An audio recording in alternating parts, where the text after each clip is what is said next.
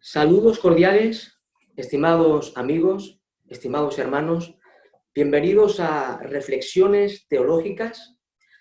En el día de hoy tenemos a un invitado especial, al profesor Juan Antonio García Muñoz. Él ha sido mi profesor de Nuevo Testamento en el CEIBI y de hecho sigue siendo mi profesor porque sigo estudiando en el mismo seminario. Antes de empezar el tema de hoy, quisiera presentar al profesor. Juan Antonio García Muñoz es doctor en Ministerio Cristiano por Theological University of America.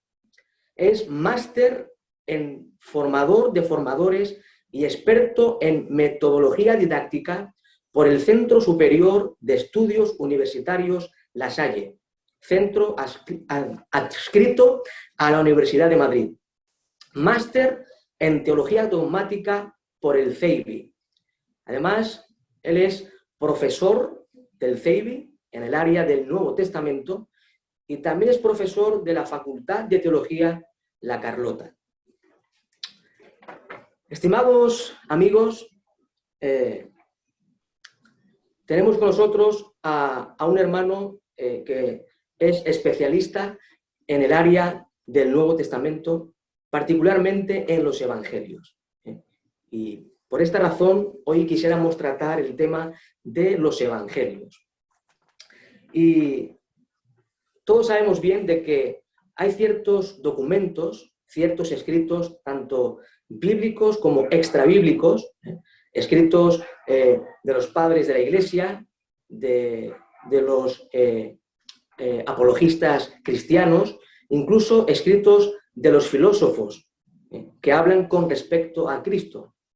Pero todos sabemos muy bien que en la Sagrada Escritura tenemos 4 documentos singulares que nos proveen de una información especial con respecto a Jesús.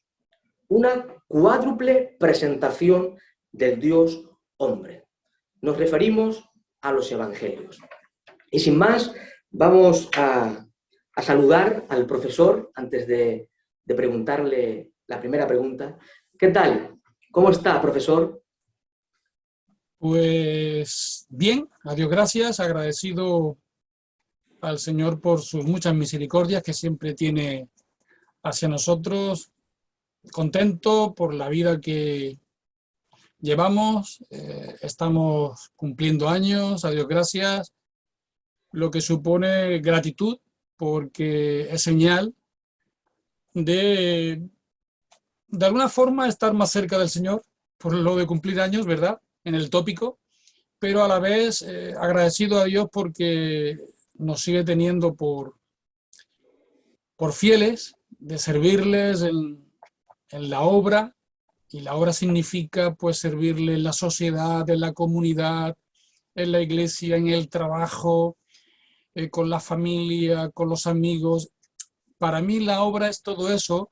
Obviamente que hay una parte espiritual que tiene que ver con lo que es la eclesiología, la iglesia, pero la espiritualidad lleva también, o conlleva, mejor dicho, el trato con los vecinos, con la comunidad, con los amigos, la familia. O sea, implica una vida integral. Por lo cual, a tu pregunta, que cómo estoy, bien, a Dios gracias, bien, cumpliendo años y trabajando en la medida de lo posible en todo aquello que esté en mis manos y Dios me dé la facultad todavía mental y espiritual para seguir adelante hasta que Él de alguna forma quiera.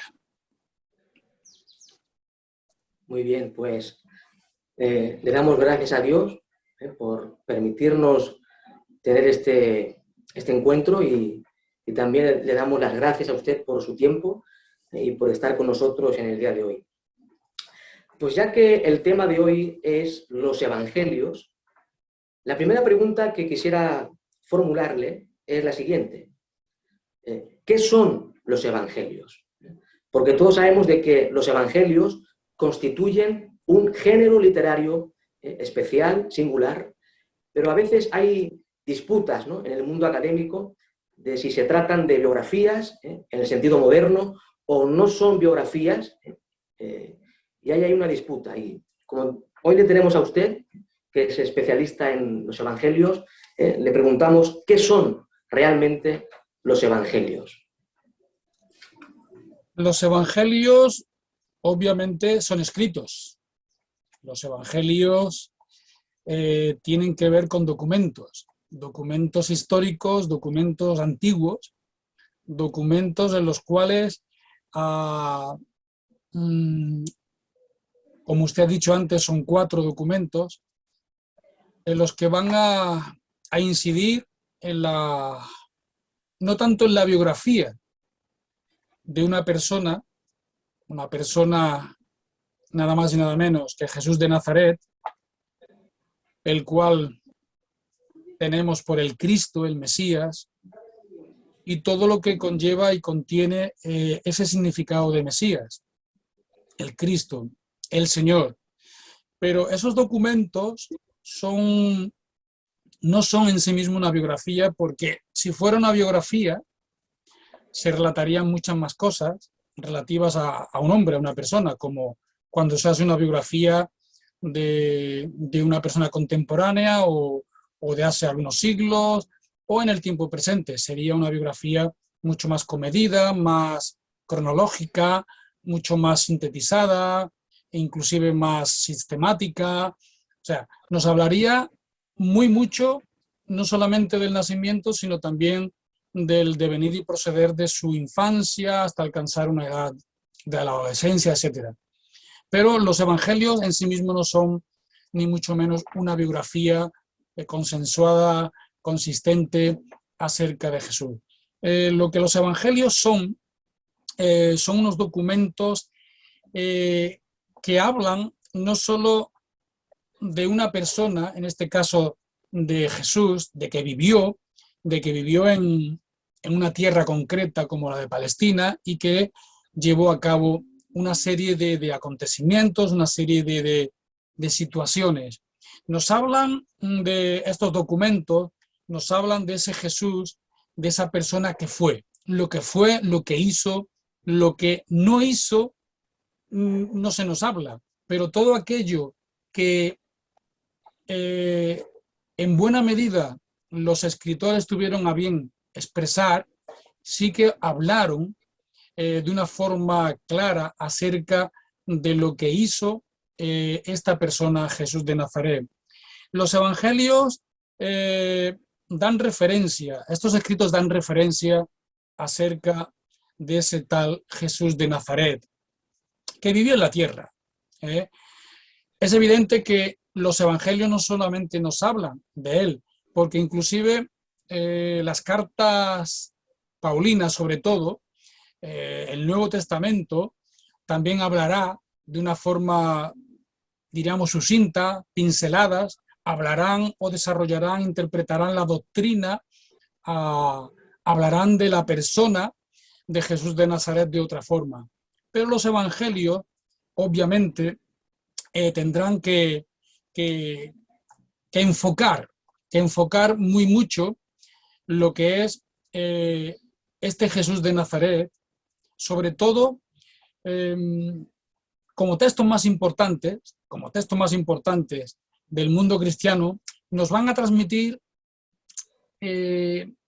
la vida, vamos a decirlo entre comillas, la vida y las enseñanzas de Jesús como maestro, como Señor y como Dios, porque a fin de cuentas lo que va a resaltar los evangelios en toda esa doctrina que llevará a cabo, en toda esa enseñanza que tendrá desde lo que enfoca Mateo, lo que enfoca Marcos, lo que enfoca Lucas y también Juan, desde otra vertiente, van a hablar, a fin de cuentas, de una vida no cronológica como entendemos, y hemos mencionado la biografía, pero sí nos van a hablar de lo más importante, lo que van a resaltar acerca del que sería reconocido entre sus discípulos, sería reconocido entre las personas que le rodeaban, sería reconocido entre todos aquellos que de alguna forma ayudó, bien sea por la sanación, bien sea por sanación de ciegos, paralíticos, alimentó a multitudes, bien sea por todo ese formato, ese fondo en el que fue reconocido como uno diferente a tantas personas que había en aquella tierra de Palestina.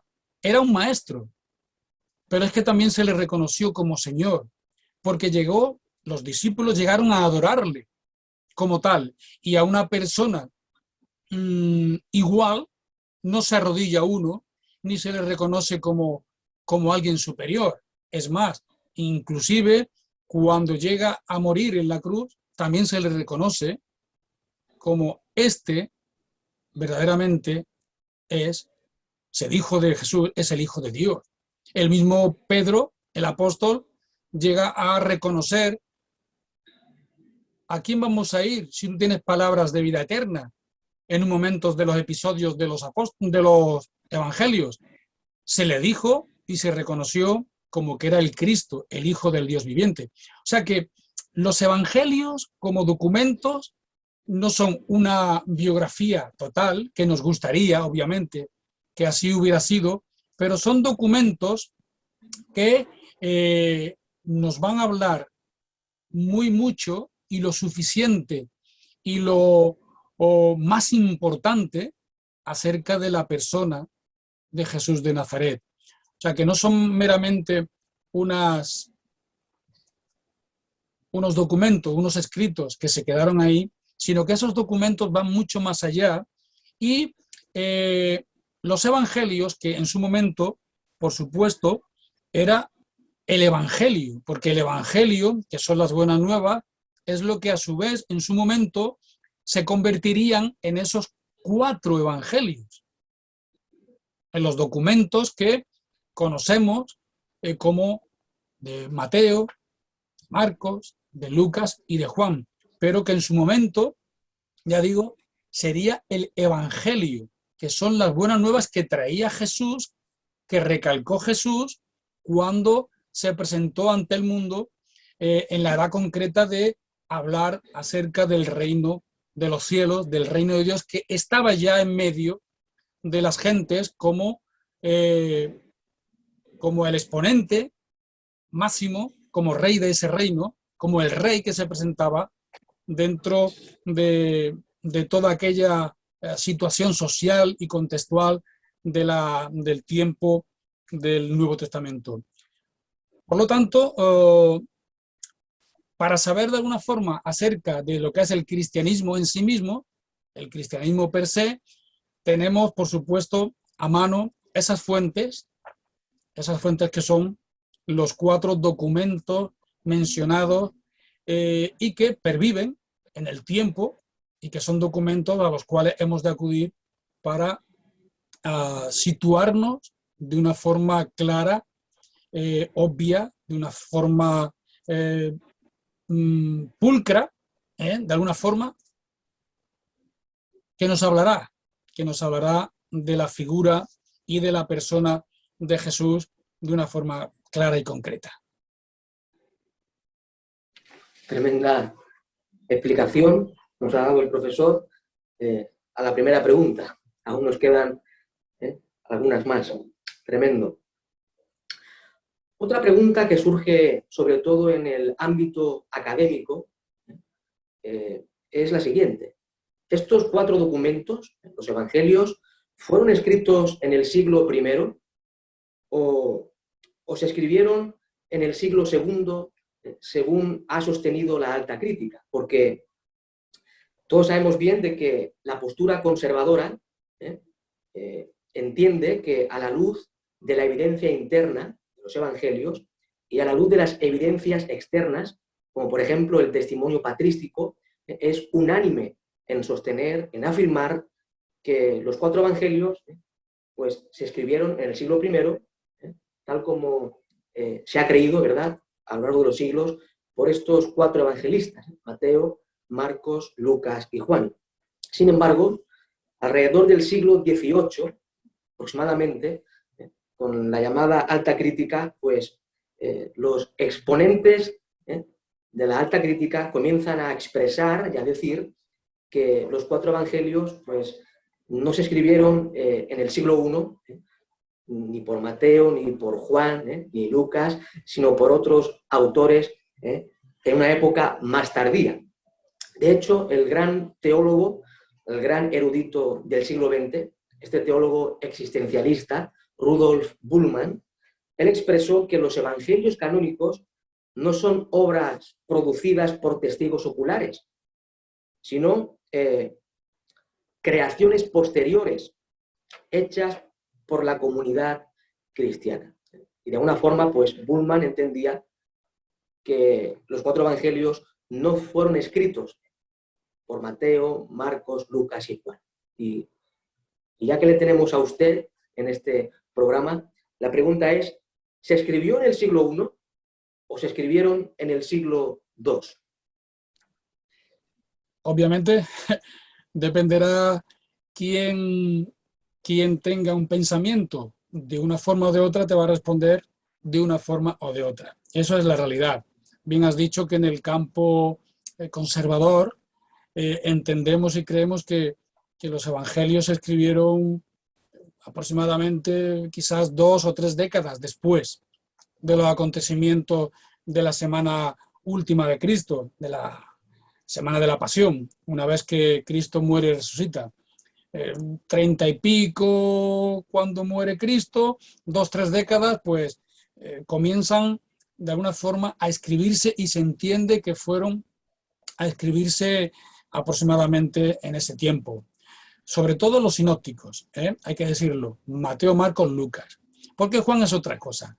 Pero es evidente que la alta crítica tiene sus razonamientos, tiene su metodología en cuanto a postergar las fechas para esos evangelios.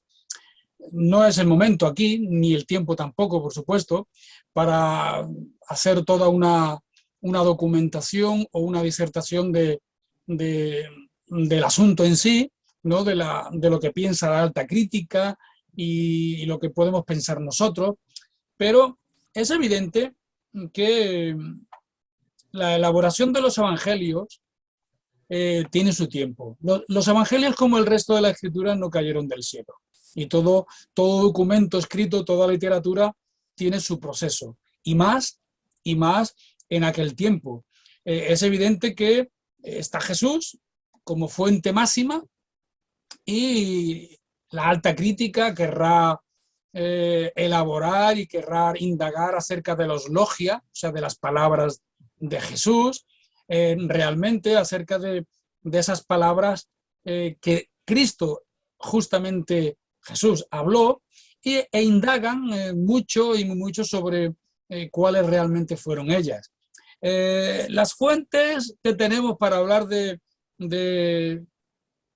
los evangelios, pues también se habla mucho y lo que es claro es que las fuentes de elaboración acerca de los evangelios estaban los parientes de Jesús mismo, la familia, estuvieron los apóstoles, estuvieron los discípulos, después de Jesús. Hay una tradición oral que eso nadie lo va a dudar, porque igual que tú y yo ahora estamos hablando en un asunto oral, y más tarde quizás esto pueda escribirse, pero antes tiene que haber una disertación oral. Y lo mismo sucedió con los evangelios.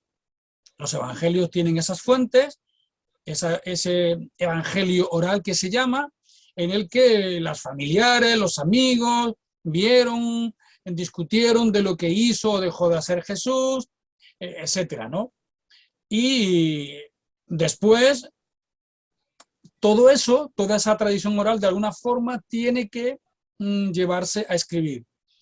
Lucas es un evangelio que en su prólogo nos va a dejar un buen ejemplo y una buena metodología de cómo llevar a cabo este tipo de escrituras, porque él llega a hablar de que había otros escritos, había otras fuentes, pero él quiere indagar de una forma seria lo mismo que hicieron los demás para elaborar el Evangelio. Y claro, lo que Lucas hace, lo hicieron otros. Ir a las fuentes de los parientes, las fuentes familiares, las fuentes que le rodeaban para pequeñas recopilaciones que hubiera por aquí y por allá en esa tierra de Palestina, y hablo de una forma muy, muy sencilla, muy escueta para que se entienda, pues todo eso son recopilaciones cual estudiante, cual estudiante que quiera hacer un ensayo, quiere hacer una tesis, quiere hacer un trabajo, quiere elaborar, pues también se documenta de otros libros. Así lo veo yo de una forma sencilla. Se documenta de otros libros, pero el que realmente va a ser el autor de ese ensayo, de ese escrito, es esa persona que va a acudir a fuentes, que va a reflexionar, que va a indagar, que va a ser muy meticuloso para que ese tipo de escrito llegue a tener una meta, llegue a tener una conclusión, una elaboración realmente seria, realmente válida, con buena base y con solidez. Y esto es lo que, de alguna forma, quiero dejar claro a tu pregunta, en el que, por supuesto, tanto Mateo, Marcos y Lucas, que tuvieron sus fuentes para indagar y para elaborar sus escritos, pues hicieron esto. Y lo que es la fecha temprana o tardía de estos escritos, los llamados sinópticos, porque es verdad que el Evangelio de Juan se va a escribir mucho más tardío y eso hay consenso en todo ello. Ahora, lo que ya no hay consenso, ni mucho menos, es en la redacción de Mateo, Marcos, Lucas. La postura más entendida y más formal dentro de la teología, del campo teológico, porque aunque hay mucha cuestión de por medio, como bien dijiste, sobre Bullmann y sus seguidores, acerca de los escritos de la alta crítica, que realzan su pensamiento acerca de Mateo, Marcos, Lucas, de que fue escrito mucho más tardío, en el siglo II. Eso no es viable. Eso no es viable porque hay mucha más evidencia, a mi modo de ver, y todo lo que hay escrito, en el que Marcos inclusive se habla de que fue escrito entre los 40, 50, en el 45, 50 más o menos. Mateo va a ser escrito entre el 55, 60, 65 como máximo, y Lucas igual, entre el año 60, 70. Porque Juan sí que es verdad que sobre el 95 o 100 se va a escribir, ¿vale? Pero, dicho esto, los evangelios sinópticos sobre todo no relatan, porque eso sí que es una evidencia real, no relatan que hubo una cuestión por medio como es la caída del templo de Jerusalén, que eso está muy claro que es en el año 70. Ahí no hay ninguna cuestión de por medio de los historiadores. Ocurre, y si hubiera sido mucho más allá del 70, 80, estos escritos, estoy seguro que los escritores de los evangelios, Mateo, Marcos y Lucas, hubieran dicho algo, hubieran hablado algo, se hubiera presentado el texto evangélico de otra forma, los acontecimientos se hubieran desarrollado de otra forma, pero claramente hablan ellos, de cada uno en su enfoque, como lo quiere presentar, hablan de cosas concretas relativas a la persona de Jesús y sobre todo a la última semana, que es la que coincide en todos los evangelios, esa semana de la pasión, que es la más sublime, la que de alguna forma tiene más en vilo al cristianismo. Es la más importante de todas, a fin de cuentas. De todo lo que se desarrolla en la última cena, en el Gólgota, y aún inclusive después en la resurrección, en eso los evangelios están de acuerdo, los escritores están de acuerdo, pero sobre todo porque no dan datos, no dan circunstancias, no dan acontecimientos que van más allá de unas fechas como no más del 70. Por lo tanto, pienso, y ya digo, grosso modo, no hay mucho más tiempo para desarrollar, pero sí que hay que tener en cuenta esas circunstancias derivadas, ¿no? Derivadas de lo que el texto bíblico dice para situar una fecha para cada uno más o menos entre ese año 45-50 como máximo hasta el 69-70, pero no antes de la caída del Templo de Jerusalén. Eso seguro, porque si no, hubieran sido los acontecimientos desarrollados de otra forma. Y ese es el sentir de muchos teólogos, inclusive teólogos no tan conservadores, por lo que yo he podido investigar y leer en este devenir de los evangelios. Muy bien. Excelente la explicación. Seguro que los oyentes van a poder disfrutar de esta explicación que nos da el doctor Juan Antonio. Estimado profesor, ¿cuál sería el mensaje central de los evangelios como un todo? Aunque son 4 documentos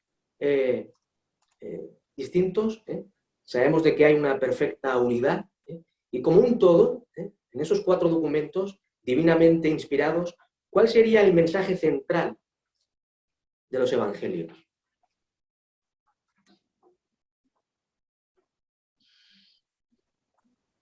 El mensaje central de los evangelios.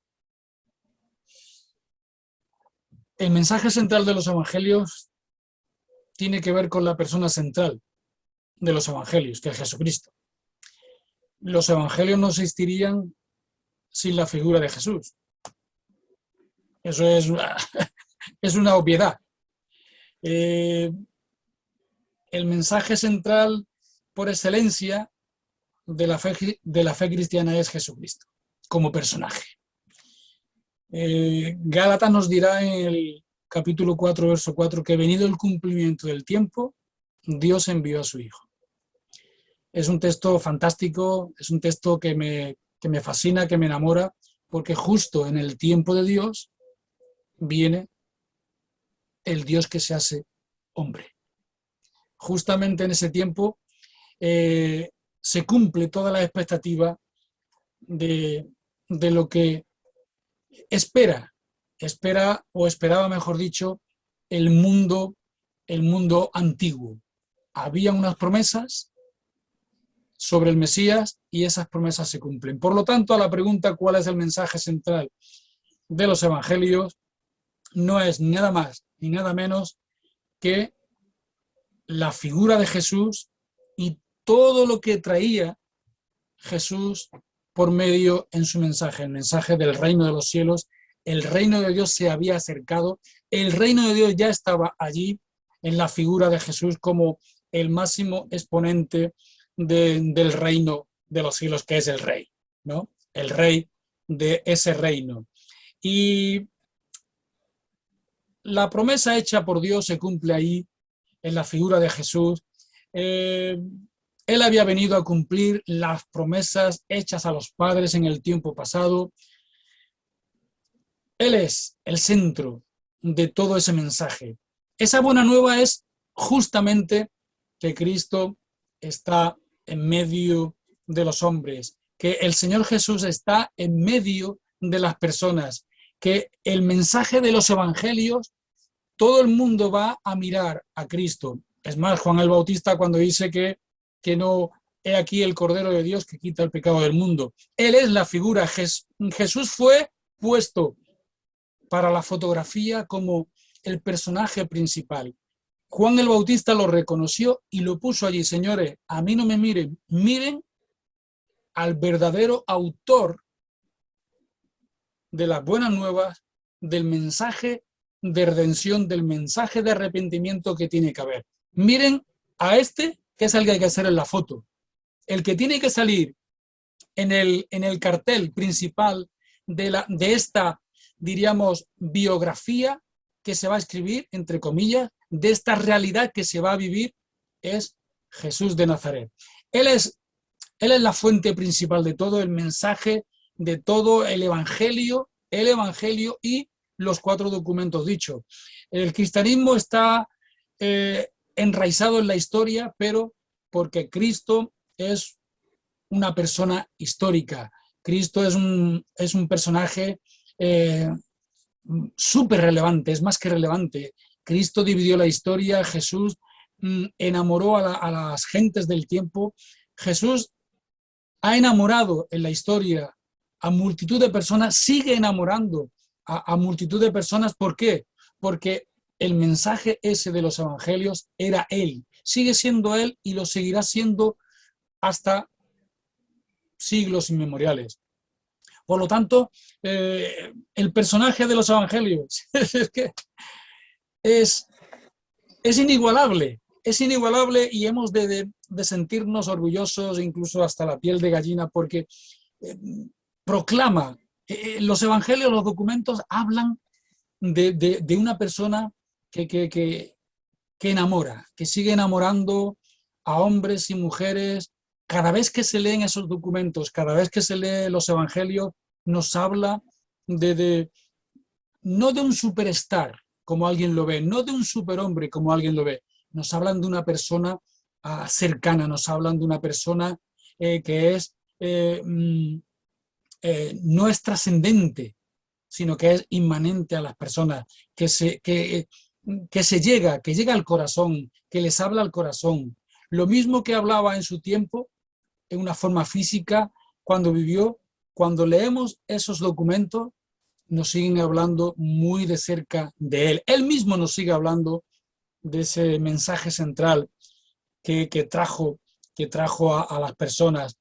Predicar la resurrección, predicar a unos y a otros fue la proclama de los discípulos, por supuesto. Y es un mensaje único, un mensaje centrado en la figura y la persona de Jesús de Nazaret. Sabemos que cada autor, de alguna forma, presenta a Cristo con un enfoque particular, pero Correcto. ¿cómo presentan a Cristo?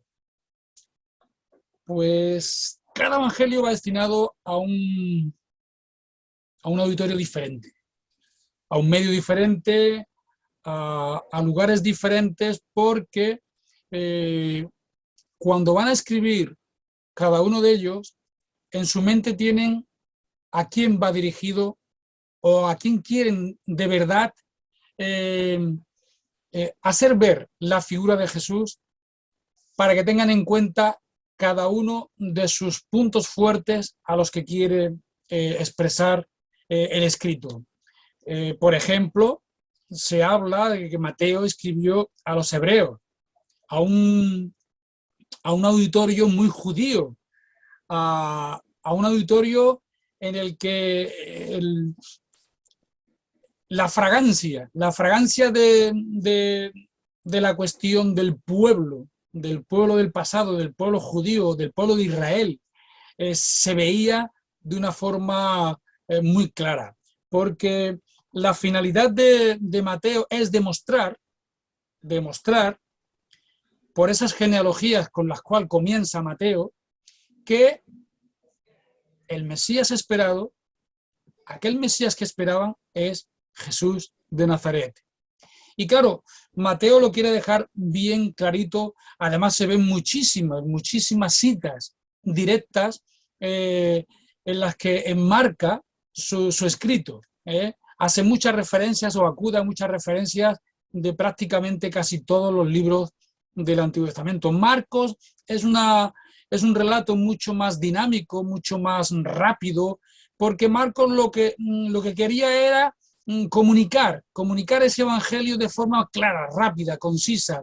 Es como si estuviera viendo Marcos al cuerpo de legionarios que iban a la guerra, iban caminando rápido, iban con lo básico para correr, y además hay muchas alusiones a ese mundo romano, de ese imperio, y por eso incluso empieza su evangelio como con mucha rapidez, ni siquiera hace alusión a la infancia ni a la adolescencia de Jesús, sino que lo presenta de una forma, ¡pum!, el Evangelio de Jesucristo, y además con muchas, es algo característico, con muchas conjunciones del término kai. Y Jesús, y iba, y hacía esto, y hacía lo otro, y corría, y andaba, y Jesús fue, o sea, está lleno de ese término kai, de esa conjunción kai, para demostrar, para avisar, para de alguna forma el lector tenga en cuenta que lo que es preeminente e importante es aquello que iba haciendo Jesús. Quiere comunicar un evangelio muy rápido, muy cautivador, muy dinámico. Quiere presentar a Jesús como el Hijo de Dios. Marcos quiere ser claro, conciso y concreto. Jesús es el Hijo de Dios y por esto que os voy a decir, lo voy a demostrar en lo que voy a escribir. Hay muchas citas sobre eso. Lucas define a Cristo de otra forma. Lucas va a dar cabida a un mundo gentil, a un mundo griego, a un mundo helenizado, a un mundo muy diferente al que era el judío o al que era el auditorio de Marcos. Lucas tiene acerca de ver que la verdad, por ejemplo, fíjense, la verdad de Zeus como el referente de toda esa mitología griega, pues Lucas va a decirle, mire, el exponente real que os voy a presentar, el Hijo de Dios, del Dios verdadero, es este hombre que además va a las personas, va a integrarse con ellas, va a estar con ellas y es cercano a ellas. No lo he inventado. Acerca del que creen ustedes, griegos, de ese Zeus que no solamente no es Dios, que es un mito, sino que además no está cercano a los hombres. Pero el que yo os presento, el Hijo de Dios, el Hijo del Hombre, sí es cercano a las personas, a la ciudad, al pueblo, a todo lo que rodea. Mientras que Juan, por ejemplo, que escribe muchos años después, tiene ya otra madurez, otra referencia de lo que quiere en realidad presentar a Jesús como el Mesías.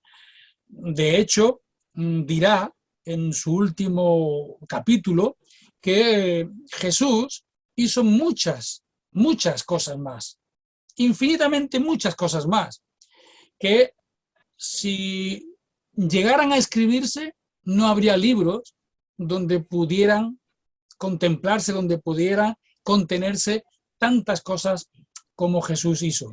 Es evidente que es una hipérbole, ¿no? Que Juan quiere expresar con esta figura de todo lo que Jesús hizo y que no podrían ni escribirse en tantos libros. Pero la hipérbole conlleva una verdad, conlleva el que hizo muchas cosas más, realizó muchas cosas más, dijo muchas cosas más.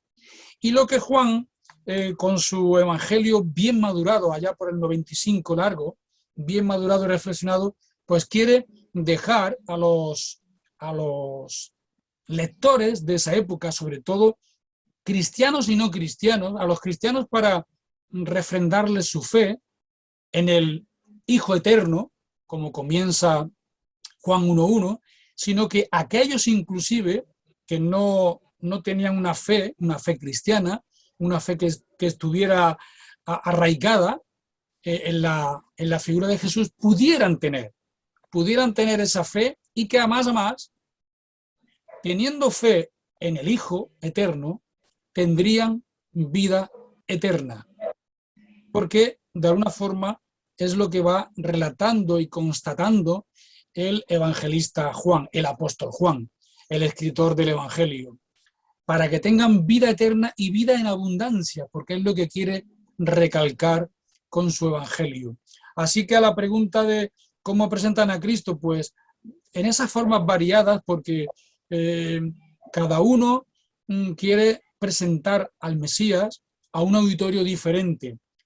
A fin de cuentas, los cuatro van a unar su fuerza, su dirección hacia una sola persona, que es Cristo, Jesús de Nazaret, el Mesías. No van a enfocar y ni van a decir algo hacia ellos mismos como escritores o hacia otras personas, no.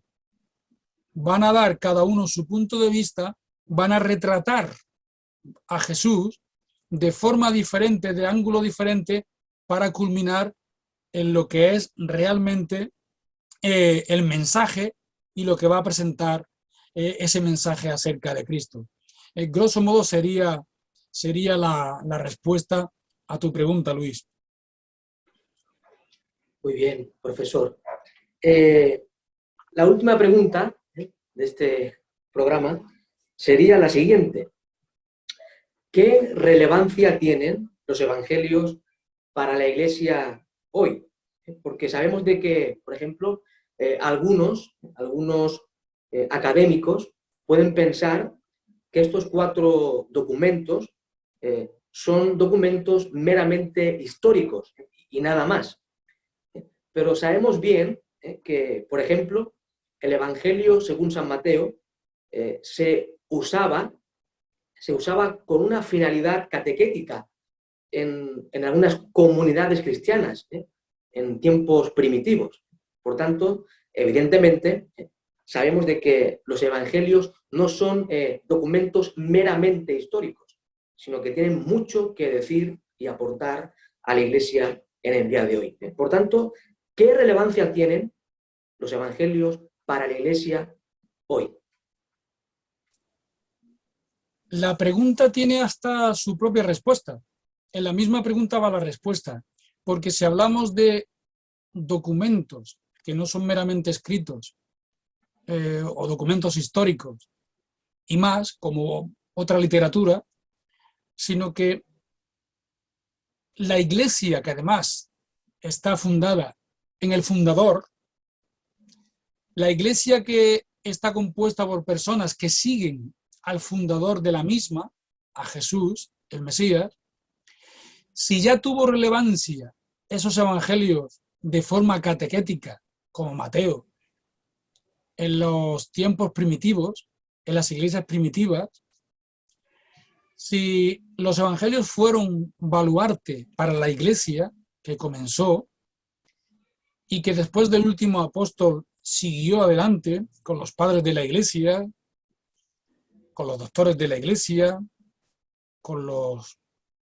padres apologistas, los padres capadocios, todos hombres y mujeres, que las habría, referentes del momento, que cogían los evangelios como lectura para el bien espiritual de ellos, de la comunidad, para el bien de lo que debían de ser ante la sociedad, de cómo conducirse ante la sociedad en el señorío de Cristo, del respeto, del amor al prójimo, del respeto a las autoridades, de la solvencia para vivir acorde a lo que demandaba Jesús. A la pregunta de qué relevancia tienen los evangelios para la iglesia de hoy, si la tuvo en el pasado, la tiene que tener para hoy. Siglo XXI, en el que la iglesia no puede dejar de lado de acudir a los evangelios. No solamente como documentos históricos, sino como el mensaje que sigue tan vivo, tan vigente como lo tuvo en su momento. La iglesia debe de acudir a esas hermosas enseñanzas del Sermón del Monte, donde hay toda una doctrina, una metodología de cómo vivir y ser hombres y mujeres que aman al prójimo, que ayudan al prójimo y que deben esperar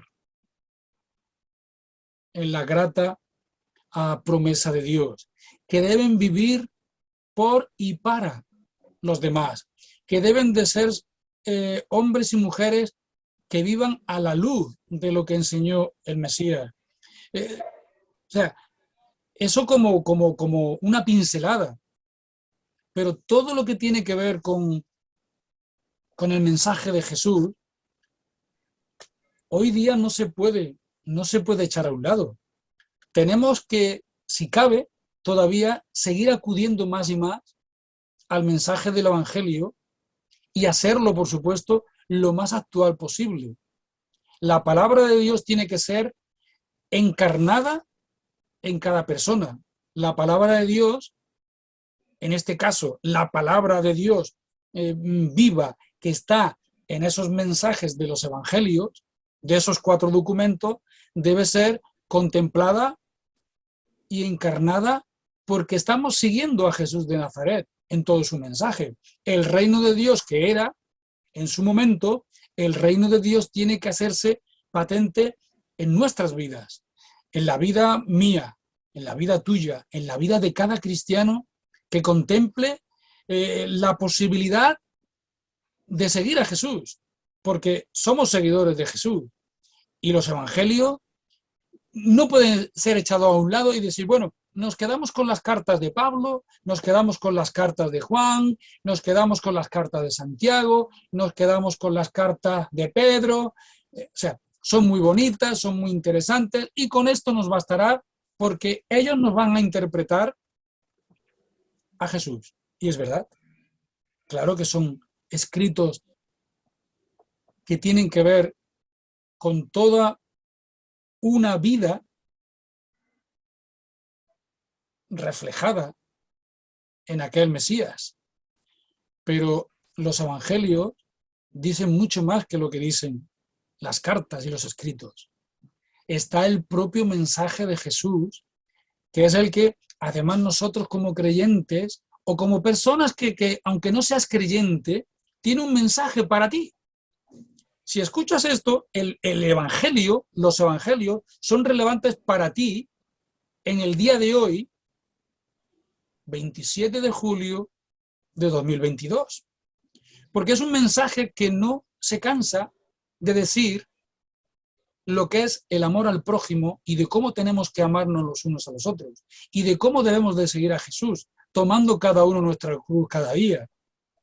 Y cómo creer en Él y tener esperanza. Y cómo estar cansados e ir a Jesús para descansar. Porque Jesús nunca nos va a decir, mira, hoy estoy cansado, hoy no vengas a mí, no te puedo atender, no.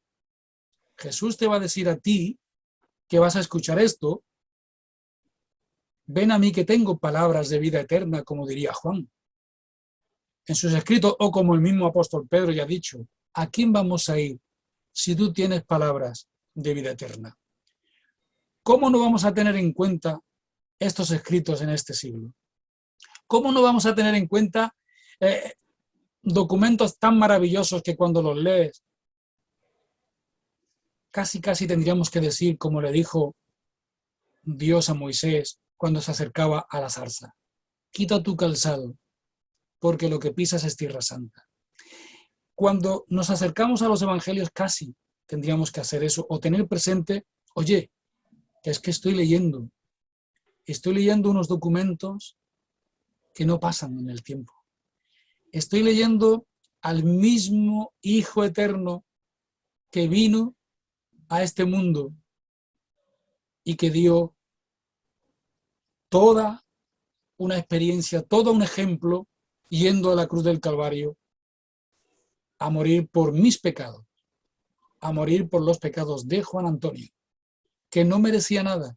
O sea, cuando leo yo esos evangelios, cuando leo en cada evangelio con esos matices esa última semana de pasión, tengo que caer, tengo que rendirme a esa figura de Jesús de Nazaret. Por lo tanto, la pregunta, ¿tienen vigencia? ¿Son relevantes? ¿Tienen algo que decirnos? ¿Tienen valor? Ya lo creo que sí. Y mucho. No pasará ningún día sin que tengamos que ver y leerla, esa escritura, en cualquier versión de la Biblia que puedas tener, no importa. Cualquier versión digna, relevante, traducida, te va a hablar de lo maravilloso que fue, que es y será el Señor Jesús, el Cristo, para ti y para mí. La Iglesia debe seguir acudiendo a leer los Evangelios. El cristiano debe seguir acudiendo a leer los Evangelios. El que no se considere cristiano, pero quiere tener un encuentro con una literatura diferente, que acuda a los Evangelios. Que acuda a Mateo, que le va a hablar. Que acuda a Marcos, que le va a hablar. Que acuda a Lucas, que le va a hablar. Que acuda a Juan, que le va a hablar. De seguro, de seguro.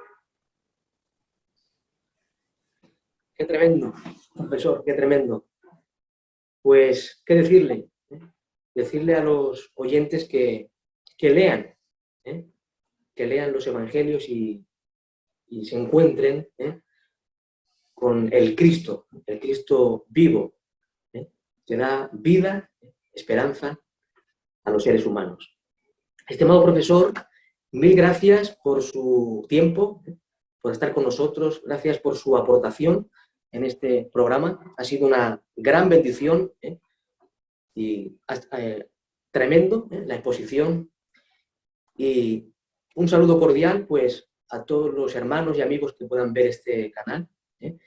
Y desde aquí, estimado profesor, le envío un abrazo en el Señor y que Dios le bendiga. Muchas gracias, espero haber sido de ayuda y siempre a tu disposición, y bendiciones para todos aquellos que nos oigan. Siempre un abrazo, bendiciones.